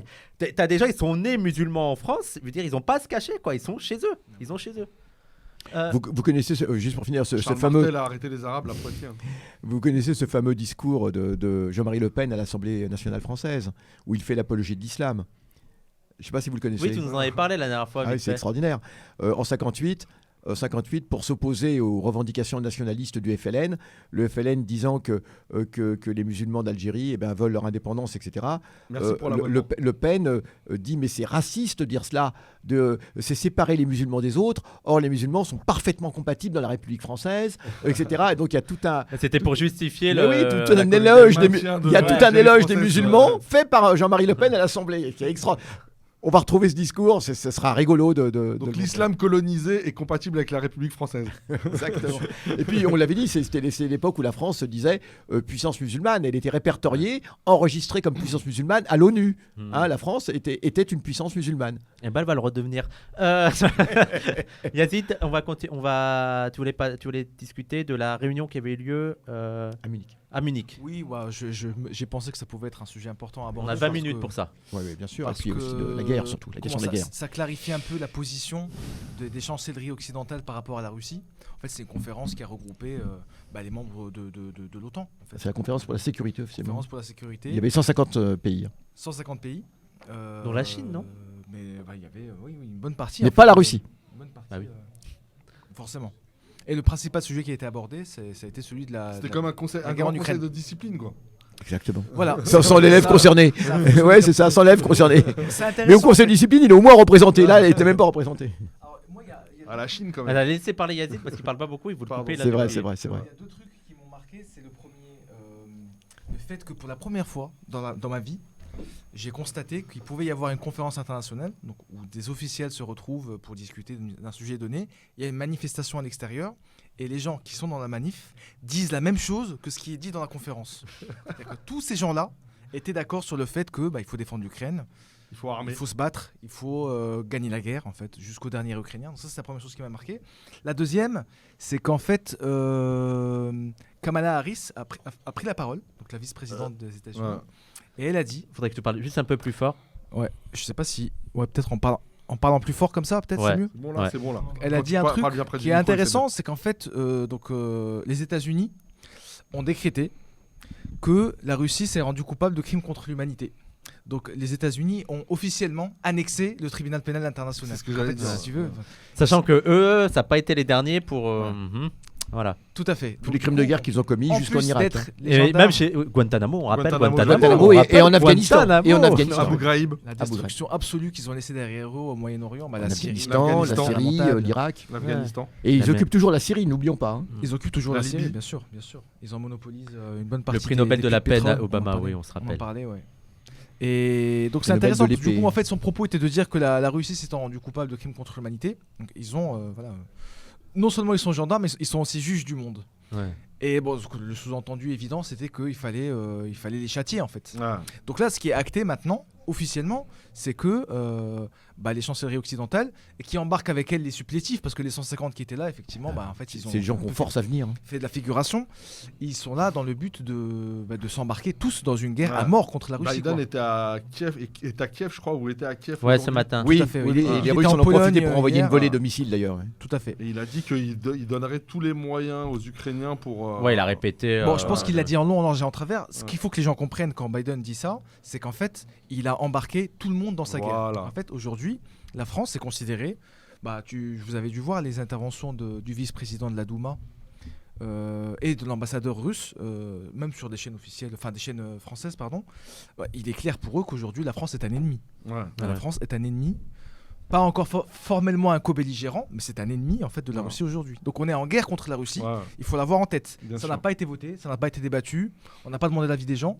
Mais le fait est que faire la guerre pour l'Ukraine, ça veut dire faire la guerre contre la Russie. Et il faut bien comprendre les implications de ça sur le long Encore terme. que Macron, en fait, j'ai l'impression que parfois il essaye d'être un peu. D'avoir un pied de côté. Oui, tout à fait. Mais, alors, pour le coup, Mais j'ai l'impression qu'il est un peu isolé aussi. En même temps. Ce qu'il faudrait... Non, mais parce que ce qu'il Mais faudrait dire hier, aussi, c'est qu'il, je pense qu'il a envie de faire ressusciter une vieille tradition française d'indépendance et de neutralité entre guillemets, qu'il est un peu entre les deux, quoi. là, il y a une Il clarification. faut pas qui s'est écraser opérée quand même. la Russie. Sur la conférence de Munich, il y a une Merci, clarification qui s'est opérée. La ligne du Quai d'Orsay, la ligne de Macron aujourd'hui, c'est il faut aider les Ukrainiens à gagner la guerre. Tu vois, Alors, ça s'est En clarifié même temps, ce Macron week-end. dit il ne faut pas écraser la Russie. Ouais. Oui, mais il le disait il y a Mais- un mois. mais Là, oui. en fait, ce week-end, ils se sont tous mis d'accord. Oui. Ils ont Mais ils l'ont tous toujours dit, acté ça. Que leur position, c'est qu'en fait, il va falloir armer les Ukrainiens. Il faut qu'ils gagnent la guerre sur le terrain. Oui, mais peut ça, pas se je veux Alors, dire, il j'ai y a une l'impression que ça a chose- toujours été dit, ça. Non, il y a quand même une chose où la France est intervenue, à mon avis, elle a fait une grave erreur, c'est dans l'histoire des chars. Parce que Oui. jusque-là, personne ne voulait livrer de chars, parce que ça change quand même les choses des chars. Bah oui. Et la France, Macron, en disant on va livrer des chars, pas les chars de combat, pas les chars de bataille, Charles hein, Léger. les chars légers, les AMX-10, en disant ça, il a débloqué psychologiquement l'histoire des chars. Et les Allemands n'attendaient que cela, ce geste, pour pouvoir proposer leur léopard. Et c'est ça le côté grave, c'est que Macron en même temps il dit on va pas livrer les chars lourds, les chars Leclerc, hein, qui sont des chars lourds. En plus ça poserait des tas de problèmes logistiques. C'est déjà même tous ces chars différents et tout, Ça a posé de très gros problèmes logistiques aux Ukrainiens, parce que faire un corps de bataille, comme on dit, avec des chars extrêmement différents, c'est quasi impossible. Donc ça veut dire que ces chars ne vont pas pouvoir agir en même temps. Vous savez, c'est très particulier. Les mêmes chars peuvent agir en même temps, pas des chars différents. Ça complique les choses. Et là, mais en tout cas, la France a débloqué quand même les choses. Et du coup, l'Allemagne s'est senti le droit de livrer les chars Léopard. Pour la première fois dans les plaines d'Ukraine, depuis la Seconde Guerre mondiale, des chars allemands vont aller à la rencontre de chars russes. Pour la première fois depuis la bataille de Koursk. Enfin, c'était pas en Ukraine, Koursk, mais depuis les grandes batailles de la Seconde Guerre mondiale, c'est hallucinant. L'Allemagne envoie des chars. Comment vers là. Oui, et puis vous savez que D'accord. Oui, bon, l'insigne, pour les Russes, c'est parlant quand même. Oui, non, mais attends. C'est aussi utilisé par les Russes dans leur discours, mais. Au-delà de l'anecdote, c'est pas non plus. Non, parce que on n'a pas le temps aussi. Mais j'aimerais quand même vous dire une chose. Non, c'est qu'il n'y a jamais eu réellement de dénazification. Oui. Et non, mais c'est important de le dire. Ça veut dire que pour les Russes qui vivent le sentiment de forteresse assiégée et qui l'ont vécu sous la forme de l'URSS, mais aussi aujourd'hui, qui pensaient avec la fin de l'URSS que ce sentiment de forteresse assiégée allait cesser quand même en 1990, eh bien, et tout le monde pensait, la Russie adoptait le libéralisme, c'est quoi, c'est des pizzas? Eh bien, merci Baf, merci. Moi je veux la chèvre là-bas. Merci. Alors, merci Baf. Allez là. Et merci Baf. Et là, je fais le lien avec la conférence de Munich. C'est que rappelez-vous qu'il y a eu déjà une conférence de Munich qui précède la Seconde Guerre mondiale en 1938. Tu m'as pris ma chèvre. Ah mais je crois que. Mais voilà, vous savez pourquoi les guerres sont possibles? Ah oui, non. C'est bon. Ah oui. On a faim. Oui, non, mais je le comprends tout à fait. Je comprends tout à fait. Il pourrait y avoir l'annonce nous, d'une guerre nucléaire que rien n'y ferait. C'est comme pour les matchs de foot. Hein. Je veux dire, c'est pas en écoutant qu'on va l'empêcher. Passe-moi le sopalin. Voilà, je la connais celle-ci. C'est pas en l'écoutant qu'on va l'empêcher. Bah non, mais. Mais si. On dirait que si on n'avait pas mangé la pizza, en tout fait, se réglerait. En fait, y a... Alors donc, ce que je veux dire, c'est qu'aujourd'hui a lieu une nouvelle conférence à Munich. Et cette conférence à Munich, il y a quand même des drôles de hasard dans l'histoire. C'est qu'elle va encore désigner comme ennemi la Russie, parce que je rappelle que la conférence de Munich de 1938, Daladier et Chamberlain pour l'Angleterre et la France, ils donnent un quitus à Hitler pour attaquer d'abord la Tchécoslovaquie, mais on sait que derrière la Tchécoslovaquie, c'est l'URSS qui était visée. Et là, aujourd'hui, non mais il y a quand même des drôles de clins d'œil de l'histoire. Oui, c'est qu'aujourd'hui, oui, ça veut dire quoi? C'est-à-dire qu'on n'est jamais sorti de cet antagonisme de l'Occident vis-à-vis de la Russie. La marche vers l'Est est une longue marche de l'Occident depuis le début du XXe siècle. Que la révolution russe avait entravé pendant un temps, que Hitler a voulu reprendre, et que les Américains ont repris avec la chute de l'URSS. C'est ça qu'il faut avoir en tête. C'est la conquête du marché de l'Est. Et ça, il faut vraiment l'avoir en tête. C'est pas du tout pour la démocratie en Russie. Et sinon, ils n'auraient pas consacré 20 ans... Ni en Ukraine. Ni en Ukraine. Bien sûr qu'on est d'accord. Parce que c'est les Ukrainiens qui vont en faire les frais en même temps que les Russes. Ce pauvre peuple ukrainien qui est l'otage aujourd'hui de cette guerre. Parce qu'on se sert de l'Ukraine contre la Russie. Exactement, c'était les propos de Biden qui dit « Nous allons vous donner les moyens de gagner cette guerre ». C'est en gros, allez-y, passez Zéro Américain mort. Passez devant et faites le job. Et puis nous, après, on viendra récupérer, on viendra ramasser les compteurs, tu vois. Et franchement, ça fait peur. Hein. C'est ce qu'on appelait les proxy wars à l'époque. Les quoi? Les proxy wars. Proxy wars, ouais. À l'époque de la guerre. Mais moi, j'ai l'impression que c'est la guerre par intermédiaire. Ouais, la guerre par procuration. Ouais. Mais en fait, c'est ça. En fait, après, ça, c'est le discours depuis le début. Hein. Mais là, j'ai eu l'impression que ça s'intensifiait. Il a évolué progressivement parce que je sais pas si tu te rappelles, au début de la guerre, il y a un an, on parlait d'armes défensives. Oui. Tu vois. Bah oui. Pour leur permettre de ne pas se faire massacrer. Mais progressivement, on se retrouve en fait embarqué dans un engrenage, à la faveur en plus d'un discours médiatique qui est quand même fera date, je pense. Hein. Franchement, ce qu'on voit à la télé. À la télé, pas uniquement. Libération, radio, vive l'Ukraine, vive la victoire, Slava Ukrainia. Les grands titres, regardez les casques de journaux. Ces grands titres avec le point, Ukraine vaincra. C'est quoi? Aucune parole pacifiste. Aucune parole de paix, ouais. Mais moi, on a vu des manifs. Moi, je te assure, j'ai vu des manifs à Paris, des petites manifs d'Ukrainiens qui circulent dans centre-ville. Tu vois, ils ont des posters du régime au Azov. Tu vois, en fait, ils ont tout un imaginaire aussi qui est vraiment très. Tu veux, pour le coup, sont des vrais fachos. Ah bah le régime Azov, c'est pas une plaisanterie. Moi, je pense que le danger aussi, c'est de donner trop de crédit à ce discours. Moi, je suis d'accord que il y a toujours, même dans l'élite politique ukrainienne, des choses qui n'ont pas été réglées par le nazisme. Par contre, faire croire que toute la justification c'est ça, et faire croire aussi que... Parce que aussi, veut dire, attends, je compte pas non plus sur les Russes pour un truc antiraciste, anti-nazi de ouf. On voit avec l'extrême droite avec laquelle il peut fricoter et tout. Je suis là en mode, faut aussi tempérer, pas rentrer dans ce discours-là. Oui. Tu as raison, on va pas reprendre le discours de Poutine qui dit qui lutte contre les nazis, etc. Mais ce que je veux dire, les c'est nazis et les transgenres, oui. il fait les deux. Oui, ça, son truc, les drogués. Oui, non mais les drogués. Oui, non mais je vous conseille de regarder l'excellente vidéo de quelqu'un qui n'est pas un gauchiste, qui s'appelle Emmanuel Todd, que vous connaissez peut-être, qui est un démographe et qui s'intéresse énormément à ces questions, qui est un libéral. Mais qui n'est pas non tolopo, comme on dit, hein, ça va, comme dirait Wissem, ça va. C'est-à-dire que. J'aime beaucoup quand il dit comme ça va. L'imitation de Wissem. Super, hein. Et non, mais c'est vrai, il est très intéressant, Emmanuel Todd, parce qu'en plus, c'est un vrai démographe, c'est un vrai scientifique. Et alors, il dit j'aime les Russes. Voilà, je le dis, et vous en pensez ce que vous voulez, j'aime les Russes. Et il fait toute une démonstration. Alors attention, parce qu'une partie du chat pense qu'on est totalement pro-russe. Bah oui. Oui. Alors je vais vous dire une chose. Dans un pays qui est à 100% pour la guerre, le simple fait de dire qu'on est pour la paix, pour des négociations, fait de vous, et c'est ça le problème, c'était la même chose pour la Syrie. Dès l'instant où vous dites 200 000 morts pour la guerre en Ukraine, ça suffit. Bientôt 250 000 morts. 400 000 morts en Syrie. Dès l'instant où vous dites ceux qui disent vive la guerre, ce sont ceux dont les enfants sont pas en train de mourir. Parce que je me défie quiconque de ceux qui disent vive la guerre d'avoir déjà vu un mort de leur vie. Est-ce qu'ils ont déjà vu un mort de leur vie? Un mort par balle ou par bombe? Je vous assure que c'est quelque chose. Et vous n'avez pas du tout envie d'en voir d'autres. Ouais. D'accord? L'odeur de la chair brûlée. Les gens ne savent pas ce que c'est. C'est une horreur, bah oui. C'est l'odeur la plus horrible au monde, l'odeur de la chair brûlée. Et ce que je veux dire, c'est que, donc oui, il faut que cette guerre, les seules guerres qui sont à mon avis justifiées sur Terre, c'est les guerres anticoloniales, parce que là, il n'y a pas d'autre moyen, que ce soit en Afrique du Sud, en Palestine, en Algérie, etc. Mais toute autre guerre est absolument à éviter. Moi, je le dis franchement. Hein, je suis contre absolument même une guerre, prendre les armes en France pour une révolution. Je suis même là contre. Qu'on fasse la révolution, bien sûr, mais avec des moyens qui n'ont rien à voir avec la mort. La mort, les gens ne savent pas ce que c'est. Alors quand j'entends des gens dire au nom de tous ceux qui sont morts, il faut continuer, etc. Mais c'est quoi? Les morts appellent les vivants? Alors maintenant, c'est ce qu'on dit pour la guerre. Vous vous rendez compte, on n'a pas fait tous ces morts pour rien. Bah si, malheureusement, il y a des gens qui peuvent mourir pour rien. Et ils vont continuer à mourir. Et chaque jour, ce sont des... Vous savez, il y a plusieurs milliers de gens qui meurent chaque jour dans cette guerre. Plusieurs milliers des deux côtés, hein, on ne va pas faire la différence. C'est des pauvres bougs de toute façon. Alors on peut en penser ce qu'on veut de Poutine, dire Poutine est l'individu le plus horrible du monde, peu importe. Cette guerre doit cesser.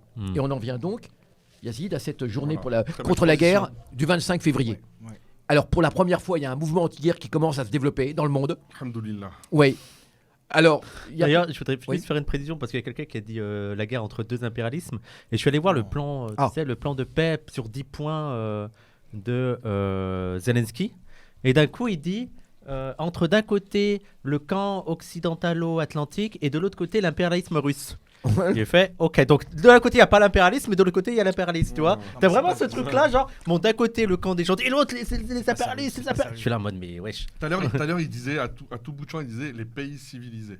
Ça c'est la mais ça c'est le truc qui c'est la rhétorique de la Commission européenne versus les pays ensauvagés ou barbares, quoi. Mais ça a été la rhétorique depuis de alors moi je veux bien que Poutine il soit dans son truc anti-transgenre, etc. aussi. Non mais je pense que l'Occident est dégénéré. Mais l'Occident en face on a la même chose. Hein. Non mais il y a un truc qui est simple et que les gens devraient comprendre, c'est que si on était en Russie, Poutine nous détesterait, quoi. Et on le sait, on a conscience de ça. On n'est pas du tout. Nous sommes détestés partout. Je pense que c'est une erreur de croire que le problème de la guerre en Ukraine, c'est un problème qui est lié à la personne de Poutine. Oui, ça n'a rien à voir. Je pense qu'on sous-estime aussi le niveau d'adhésion qu'il peut y avoir. Tu as tout à fait raison. Dans l'opinion publique russe vis-à-vis de cette guerre. Je rappelle que les premières lois qui ont été votées là, en février 2022 pour la reconnaissance des républiques autonomes là, à l'est de l'Ukraine, c'est des propositions qui ont été soumises par le Parti communiste russe. Ouais. D'accord. Donc en fait, c'est pas que Poutine en fait. Il faut arrêter de croire que nationalisme, Poutine, il y a beaucoup de gens en Russie qui sont convaincus qu'ils sont en train de jouer leur existence en tant que... Mais c'est pas uniquement du nationalisme parce que il y a quand même 13 partis de gauche qui sont interdits en Ukraine, Ouais. dont le Parti communiste. Alors le Parti communiste est toléré en Russie, mais pas en Ukraine. Et on nous dit la démocratie du côté... Après, il y a aussi des partis d'opposition en Russie qui sont interdits. Oui, Bien sûr, Voilà, oui, non, mais voilà. bien sûr. Non, mais Bien sûr, d'accord, mais c'est un régime autoritaire, on est bien d'accord. Réactionnaire, tout ce que tu veux. On est mais bien je pense d'accord. qu'en fait, c'est une erreur de faire l'analyse du Mais conflit la- au prisme juste de la figure de Poutine, tu vois. Oui, C'est oui, un on très est d'accord. Ça, on est Il y a un d'accord, il autre faut truc pas qu'il faut avoir en personnaliser. tête, quand tu écoutes un petit peu les différentes figures là, qui se succèdent sur les plateaux, enfin celles qu'on veut bien inviter, je parle des Russes, je pense qu'on mesure quand même bien leur niveau de détermination. Ils sont en guerre depuis 12 mois. Et ils vont pas lâcher un centimètre, quoi. Ils vont être là encore dans 1000 ans, Mais s'il le faut. ils ont Et le ils le sentiment, disent mais- et ils l'assument, en fait. Bien sûr. Ils ont le sentiment d'être en train de se défendre.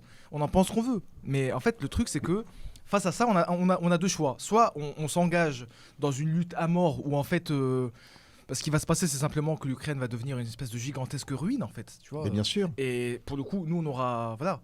Non, C'est non, pas le nos problème, enfants, c'est que pas nos proches qui sont morts là-bas. le problème, c'est que la guerre en Ukraine est une guerre pour faire de l'Ukraine une semi-colonie. Et l'Ukraine fait une semi-colonie économique de l'Union européenne. Les Russes veulent en faire un vassal par les armes. Combattre pour l'Ukraine, c'est combattre pour les intérêts de l'OTAN, mais pour la Russie, pareil. Oui, c'est Alors, ça le truc. alors c'est- vassal pour l'État. Alors regardez bien. Avant la guerre, la Russie faisait les meilleures affaires du monde avec l'Ukraine.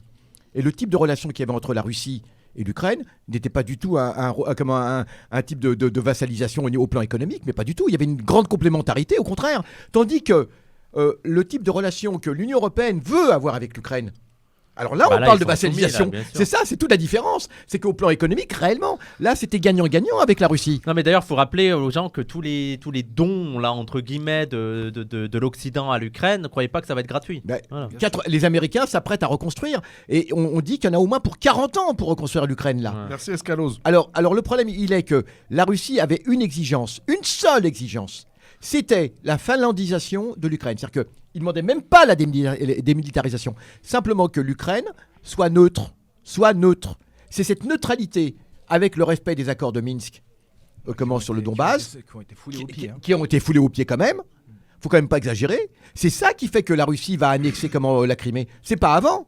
C'est le non-respect des accords de Minsk, dont la France et l'Allemagne étaient normalement je crois les garants. Donc de ce point de vue, ou l'Angleterre aussi. Merkel a reconnu qu'en fait ces accords de Minsk, ça a été l'opportunité pour les Occidentaux en fait de s'armer. Parce Mais que bien ça sûr. ça leur a fait gagner du temps. Et- Merkel l'a reconnu Bien sûr. dans une interview il y a quelques semaines. Bien donc, sûr. tu vois. Et il y a aussi autre chose qui est pire que l'OTAN, c'est que les Américains, ils ont beau jeu, et l'astuce était là. Mais nous, on n'a jamais voulu que l'Ukraine rentre dans l'OTAN. Non, vous savez ce que font les Américains ?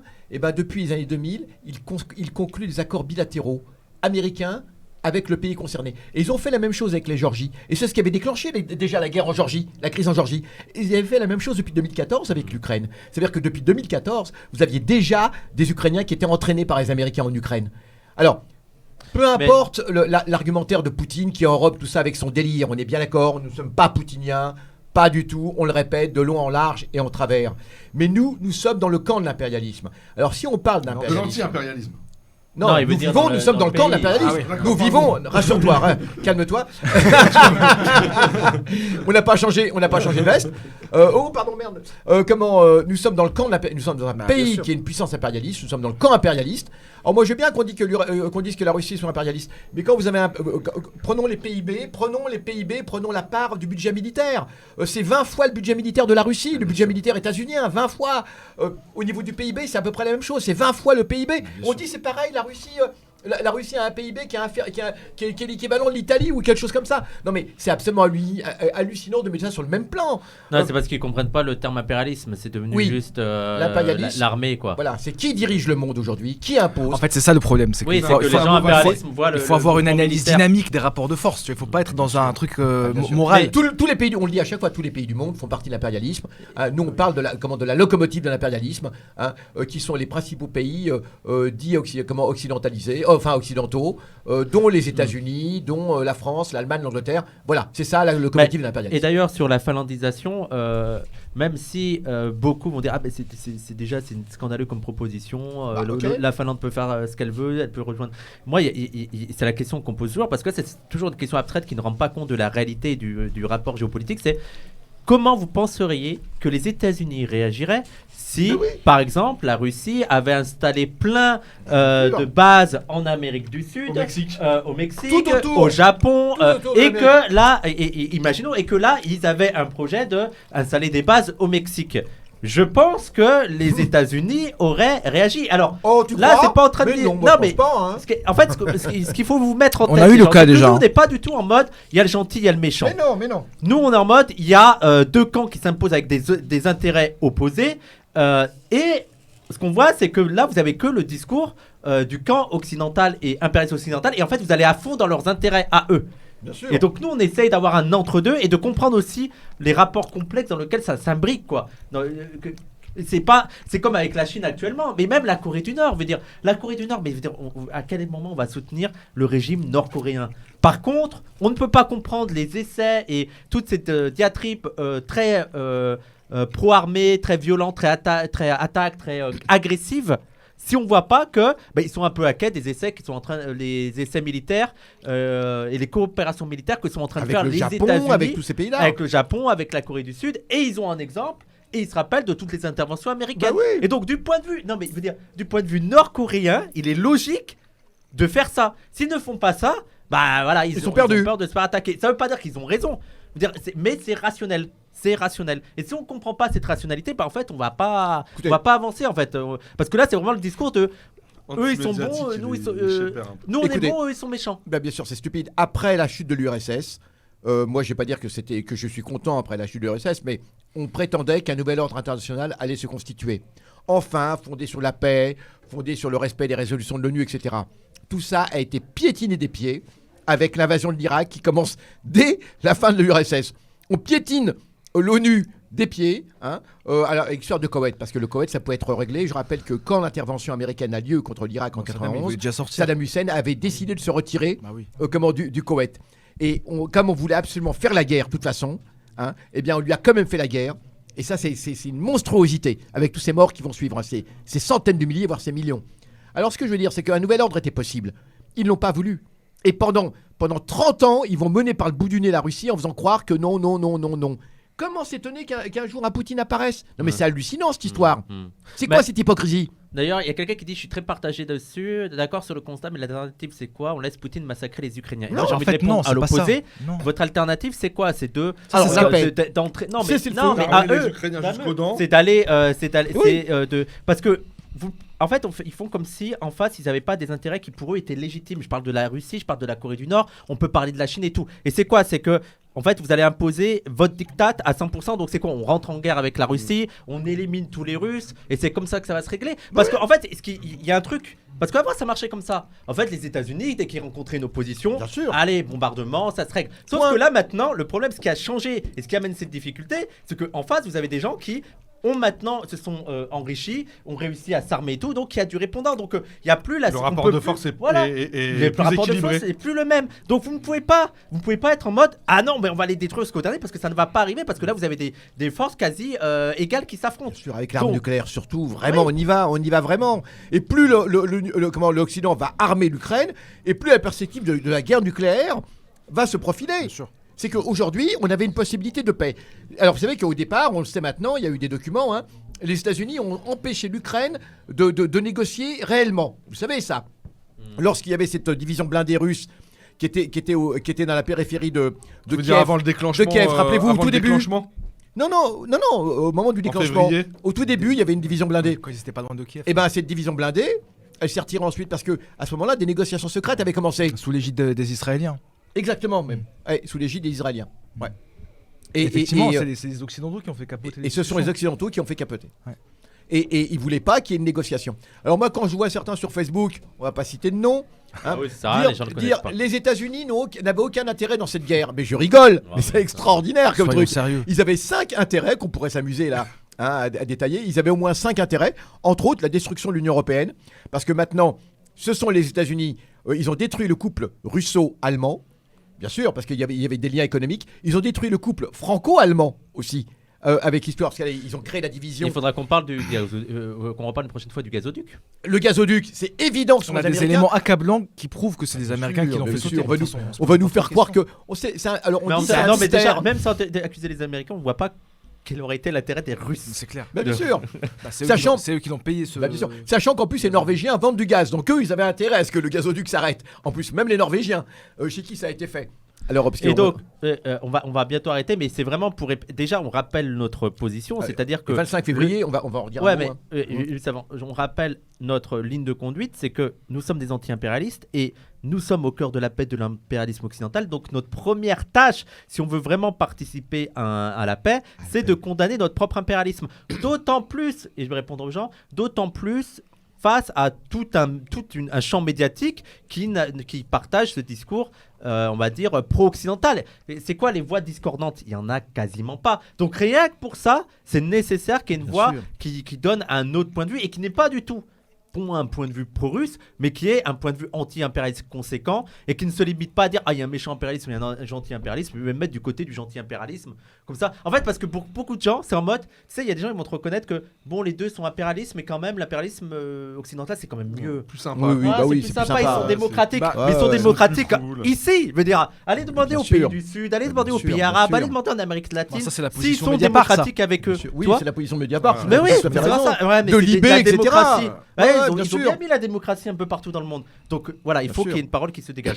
On finit Et avec. ce qui fait peur, non mais pour prolonger dans ce que tu viens de dire, ce qui fait peur en fait, c'est que justement, alors en France notamment, parce que c'est le pays dans lequel on vit, donc c'est là où on a le plus de, on observe le plus la vie politique et tout. C'est vrai que moi je suis pas un spécialiste de la géopolitique et tout, mais je vois qu'il y a aucune voix forte, tu vois, qui Aucune émerge. voix discordante. Et ça en dit long, je trouve, sur l'état Grave. politique. Sur l'état politique Ah, mais de la France. ça s'appelle C'est-à-dire qu'on c'est est à- l'union on sacrée. est- on en est Ça à s'appelle un une stade- dictature. Hein. Ouais, on en est à un stade où les gens, parce que forcément il y a des gens qui plus ou moins pensent ce qu'on est en train de dire, mais on les entend Et qui pas. n'osent pas, oui. On les Soit entend soit pas. ils n'osent pas, soit on les entend pas. C'est hallucinant. Aucun intellectuel Donc, en nous, France dans notre petit aujourd'hui, studio, sauf Emmanuel Todd justement, voilà, un des traits, des sauf figures, Emmanuel Todd. on appelle les gens. Mélenchon, par exemple, c'est intéressant Mélenchon, hein, parce Ouais. que tu vois, c'est quand même historiquement une figure, tu vois, il a toujours été partisan du fait que la Russie doit être le partenaire de la France, etc. Là, depuis plusieurs il ose mois, plus, on il ose tu plus. vois, il n'y a plus rien, quoi. Surtout avec C'est la NUPES, parce qu'ils Il se ose retrouvent, plus. tu vois, Ils ils osent se retrouvent plus. côte à côte avec les socialistes qui sont les pires atlantistes du monde, les Verts, etc. On n'entend plus sur le sujet. Ouais, hein. c'est vrai, c'est Ils vrai. osent plus. C'est très très grave. Et ce que je veux dire, c'est que les gens pensent qu'on rigole. Mais moi, je pense que s'ils veulent vraiment avoir une idée de la période que l'on vit, il y a des bouquins d'histoire qui vous racontent ce qu'est, je le disais tout à l'heure, hein, l'été 1914, juste avant le déclenchement de la guerre, hein, juste avant le C'est ça, 28 il faut juillet vraiment se rendre compte que- 1914. Eh bien, c'était l'indolence totale. Personne n'y croyait. On Ouais. était là, ouais, etc. Mais ça ressemble à ça, une avant-guerre. Et le problème, c'est qu'on se retrouve précipité. Je pense aux jeunes générations. Je vous dis, je suis précis, je suis très inquiet. Je n'étais pas forcément Non, avant. c'est très inquiétant, Non, oui. bien c'est sûr. très inquiétant. Extrêmement inquiétant. C'est pas une inquiétude comme cela. Non, non, On c'est n'est pas devant l'invasion de la Grenade par les États-Unis, C'est quelque chose qui va se régler, des menaces. C'est bien plus grave C'est pas les que Malouines, l'histoire de Cuba, comment l'histoire des fusées de Cuba, etc. C'est bien plus grave. C'est qu'on est parti, et d'ailleurs eux-mêmes le disent, sur une guerre de plusieurs années au moins, parce qu'ils vont tenir les Russes. Ils sont durs, d'accord, et ils ont le sentiment de jouer leur survie. Ils savent que si jamais ils perdent cette guerre, c'est pour ça que Poutine, il y a une répression, mais elle est pas, c'est pas la répression qui fait que beaucoup de Russes adhèrent. C'est que les Russes ont vu le comportement de l'Occident depuis 30 ans, d'accord, et ils pensaient que les choses étaient réglées, que les choses étaient stabilisées, et là ils se rendent compte que non. Alors indépendamment, même si on avait à la tête de la Russie le plus parfait des démocrates, je le dis bien, ce serait pareil. Ce serait pareil. La Russie se retrouve encerclée. Et l'Occident veut que la Russie accepte tout simplement cet état de fait. Hein, et éventuellement changer le gouvernement. Alors l'événement. l'événement, c'est qu'aujourd'hui, il y a quand même des voix qui commencent à s'élever dans le monde. En France, une bonne chose. rendons quand même grâce à un parti, qui n'est pas mon parti préféré, qui s'appelle le POI, qui est un parti trotskiste, de la tendance lambertiste, hein, d'habitude, j'aime pas trop, Parti. qui s'appelle le Parti POI. ouvrier Ouvrier Parti indépendant. ouvrier indépendant. Alors, il y a une scission, c'est le parti ouvrier Indépendant démocrate. indépendant et démocratique. Hein. Enfin bref, ce parti est le seul qui aujourd'hui a une position acceptable. Comment Je pense pas à la LO Ils aussi disent retrait. Hein, comment Et la LO. Il y a LO aussi, c'est vrai. Mais le POI avec plus de force Ils ont fait des affiches avec même la photo de Jaurès, parce qu'on en est à invoquer Jean Jaurès, hein, parce qu'effectivement, Jean Jaurès, c'est celui qu'on appelait l'apôtre de la paix. Et l'histoire a montré que Jean Jaurès avait absolument raison, hein, sur ses prédictions, sur tout cela. C'était absolument hallucinant, qu'il va être assassiné à la veille de la Première Guerre mondiale, hein, pour l'empêcher de parler, pour empêcher le camp de la paix, justement, parce que jusque-là, ça allait très bien. Et une fois que Jean Jaurès est assassiné, tout le monde crie, tous les gens qui disaient non à la guerre, le lendemain se mettent à crier tous à Berlin. C'est ça qui est absolument terrible dans l'affaire de Jean Jaurès. Hein, il avait une aura spectaculaire, hein, lorsqu'il est assassiné par quelqu'un qui s'appelle Villain, en plus. Donc, qui a fait du croissant. Le bien nommé, alors. Le bien nommé. Café du Croissant, vous pouvez aller le voir, au Café du Croissant, rue du Faubourg-Montmartre. Il y a une plaque, ici, Jean Jaurès a été assassiné tel jour, alors qu'il prenait son café. Alors, toujours est-il que le POI, le Parti ouvrier indépendant, peu importe que ce soit lui, c'est tant mieux que ce soit lui, il propose qu'effectivement, le 25 février, il n'y a pas que lui, dans le monde entier aussi. Il y a beaucoup, dans les universités aux États-Unis, il y a quand même beaucoup de gens qui sont contre la guerre, heureusement qu'ils le disent. Donc, c'est un appel international. Ils disent retrait des troupes russes d'Ukraine, bien sûr, mais ils disent démantèlement de l'OTAN, arrêt des provocations impérialistes, retrait des troupes de l'OTAN, même certains disent dissolution de l'OTAN, hein, cessez-le-feu immédiat pour commencer, et ouverture de négociations, respect des accords de Minsk, c'est quand même pas la Lune. Ça va éviter des milliers de morts pour rien. On peut parvenir à une paix. Et il y a aussi le mouvement de la paix en France. Il faut le dire aussi, il y a aussi le mouvement de la paix qui malheureusement n'a pas un grand écho, mais qui existe. Hein, j'ai repris l'affiche du mouvement de la paix sur Facebook.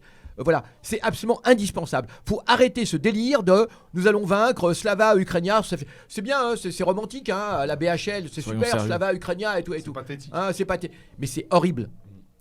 Ils sont en train de jouer. C'est plus que pathétique, ouais, Ils sont en train de jouer avec des milliers de vies. Ils sont en train d'éduquer ces jeunes dans l'idée que c'est une guerre juste. On sait très bien ce à quoi aboutissent les guerres justes. Les prétendues guerres justes. Ni guerre, ni état de guerre. Eh bien écoutez, on va s'arrêter là. On fait une petite pause de 10-15 minutes. Alors, juste Vite, pour finir, si vous me vas-y. permettez, je voulais dire un mot, mais on n'a pas le temps, mais on en reparlera, de Manoukian. Ah oui. Parce que Macron, Bah, vas-y. apparemment, s'apprête à panthéoniser. Dommage que mon ami Sylvain n'est pas là, mais parce qu'il connaît aussi bien la question. Mais Manoukian, qui est donc un grand résistant, Missak Manoukian, qui est un très grand résistant d'origine arménienne, communiste, de la Seconde Guerre mondiale, qui faisait partie d'un groupe qui s'appelait la MOI, main-d'œuvre immigrée, qui était FTP main-d'œuvre immigrée, qui dépendait donc du Parti communiste français, qui ont été parmi les premiers résistants armés en France, qui ont effectué un nombre d'opérations extrêmement audacieuses, extrêmement courageuses contre les nazis. Ça va être les premiers à faire des opérations armées dans Paris, à une époque où il n'y en a encore aucune, faut quand même le dire. Hein. Ce sont des communistes, des internationalistes. Parmi eux, il y a énormément donc d'Arméniens, d'Italiens, de Juifs, d'Europe centrale, parce qu'ils étaient tous regroupés par groupe de langue au Parti communiste. Simplement, c'était des problèmes de langue. Simplement, ils ne parlaient pas. Donc, il y a des Italiens, des Espagnols, des Yiddish, donc des Juifs d'Europe centrale. Il y a énormément il y a des grandes figures comme Marcel Reymann, comme Missak Manoukian, des Arméniens et autres. Et tous ces gens-là, j'ai eu l'honneur d'en connaître un des derniers survivants, qui était un des compagnons de Manoukian, qui est tchékarian, que j'ai connu en 2003, en 1983. Il est mort il y a 3 ans, il est mort à 100 ans, il y a 3 ans. Il était d'Ivry, paix à son âme, c'est un homme extraordinaire, un communiste arménien pareil, qui m'a raconté toute l'histoire, parce qu'on a essayé d'instrumentaliser cette affaire. Les socialistes ont essayé à l'époque d'instrumentaliser contre le Parti communiste. Enfin bref, Macron, soi-disant, voudrait panthéoniser Manoukian. Certes, on pourrait penser que c'est bien, Manoukian au Panthéon, sauf qu'il veut en faire un patriote français. Manoukian n'est pas mort... Alors, la France, on respecte la France, la question n'est pas là. Manoukian était un communiste internationaliste. Certains de ses compagnons, lorsqu'ils vont être fusillés le 23 février, lorsqu'ils vont être fusillés, certains vont mourir en disant « Vive le Parti communiste allemand » quand même. Vive le Parti communiste allemand. D'autres en criant « Vive l'URSS », vive Staline même. Vive l'URSS, vive Staline. Ils vont mourir de façon extrêmement héroïque.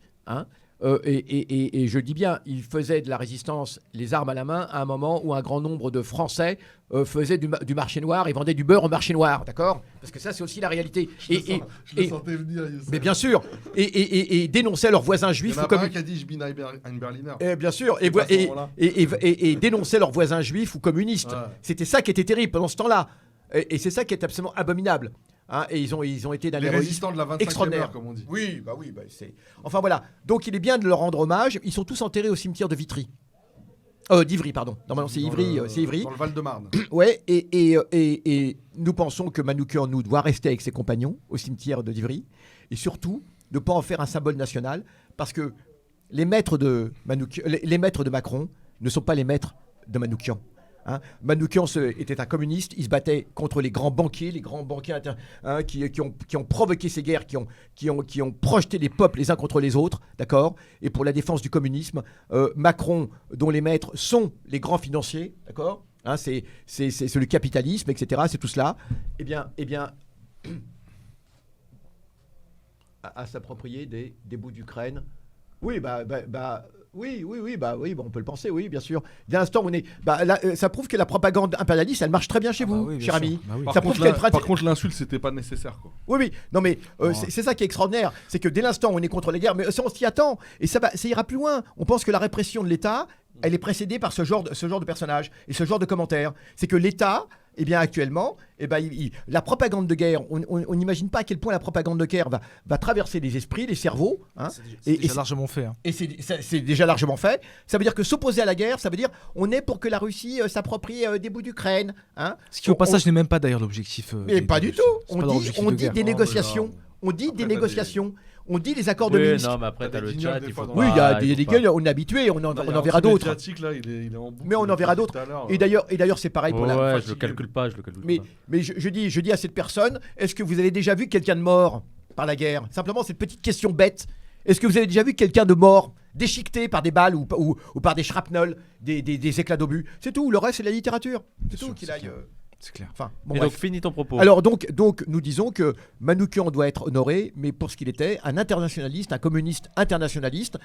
Et nous refusons que Macron en fasse, s'approprie cette espèce de gloire, hein, à son profit, parce que c'est ça le but du jeu. C'est transformer Manoukian en une espèce de nationaliste français. Qui travestissent en fait le message. Le message. Voilà. Ouais. Et nous sommes pour qu'il y ait un monument à la résistance. Alors les Arméniens étaient nombreux, mais pas que les Arméniens, de la MOI. Nous voudrions qu'il y ait un monument à la MOI, à la main-d'œuvre immigrée, au FTP MOI. Voilà, c'est quelque chose d'important. Merci. Alors le 25 février, samedi, il y aura une réunion à quelle heure? À Paris. Déjà, il y a le truc à Beaubourg. Alors vas-y. Il y a une manif il y a Un rassemblement. à 15h à Beaubourg.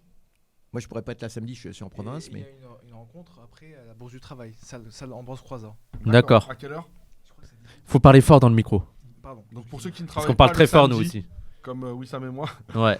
voilà, allez-y, hein, donnez de la force. Et donc, on va arrêter là. Juste, on fait une pause. On déconnecte et on pas. termine par vive la paix. Voilà, vive la paix. Le chant des partisans. Et pas le paix. On va arrêter là pendant 15 minutes. On va mettre en pause. On va juste couper les micros et on va laisser un peu la caméra Ils rouler. n'ont rien compris à la date. 25 février, 20 15h, Beaubourg. 25 février. Attends, parce qu'ils n'entendent pas. Et si tu fais un truc. Attends. 15. 25 février, 15h, Beaubourg. C'est bon. Voilà. Il y a tout sur Internet. Et. Mais je vous parlerai peut-être davantage à l'occasion de Et- l'émission sur Manoukian et les FTP. Vas-y, ça marche. C'est une histoire qui vaut vraiment la peine. On en parlera. Et on se retrouve dans 15 minutes pour les beaufs et les barbares entre barbares. On va discuter entre barbares, entre familles. Il y a plein de nouveaux. Hein. Interro surprise. Il y aura plein de nouveaux, les gens. Hein. j'ai vu, j'ai Il vu. fait. Ouais. En fait, j'aime bien parce que t'invites quelqu'un, il invite quelqu'un avec lui. Il fait allez, C'est vas-y. vraiment les trucs d'arabe, quoi. Ouais. C'est des trucs d'arabe, c'est genre je suis invité à un mariage, qui est-ce qui veut venir? C'est trop bien, non, mais c'est trop bien. Donc, on va discuter J'ai entre nous. amené mes cousines, ça te dérange pas? Donc, on y Tant que va. c'est pas les cousins, ça va. Si le monteur peut couper le micro, il me dit que dès que c'est coupé et on revient dans 15 minutes. À tout de suite. C'est bon, à tout de suite. Et